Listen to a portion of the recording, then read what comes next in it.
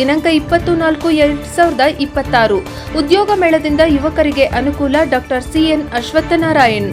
ಬೆಂಗಳೂರು. ರಾಜ್ಯದ ಉದ್ಯೋಗಾಕಾಂಕ್ಷಿಗಳಿಗೆ ನೆರವಾಗುವ ನಿಟ್ಟಿನಲ್ಲಿ ಮಲ್ಲೇಶ್ವರಂನಲ್ಲಿ ಉದ್ಯೋಗ ಮೇಳವನ್ನು ಆಯೋಜನೆ ಮಾಡಲಾಗಿದೆ ಎಂದು ಮಾಜಿ ಉಪಮುಖ್ಯಮಂತ್ರಿ ಹಾಗೂ ಶಾಸಕರಾದ ಡಾಕ್ಟರ್ ಸಿಎನ್ ಅಶ್ವತ್ಥನಾರಾಯಣ ಅವರು ಹೇಳಿದರು.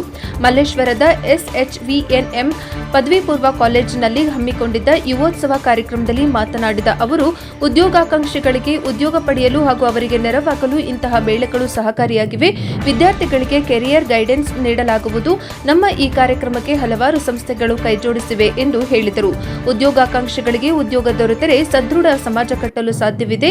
ಪ್ರಧಾನಮಂತ್ರಿ ನರೇಂದ್ರ ಮೋದಿ ಅವರು ದೇಶದ ಜನರಿಗೆ ಉದ್ಯೋಗಾವಕಾಶ ಸೃಷ್ಟಿಸಲು ಸಾಕಷ್ಟು ಕ್ರಮಗಳನ್ನು ಕೈಗೊಂಡಿದ್ದಾರೆ. ಇದರಲ್ಲಿ ಲಕ್ಷಾಂತರ ಉದ್ಯೋಗ ಸೃಷ್ಟಿಯಾಗಿದೆ. ಬಸವೇಶ್ವರರ ಜಯಂತಿ ದಿನವೇ ಈ ಮೇಳ ಆಯೋಜಿಸಲಾಗಿದೆ. ಬಸವಣ್ಣನವರು ಕಾಯಕವೇ ಕೈಲಾಸ ಎಂದು ಹೇಳಿದ್ದರು.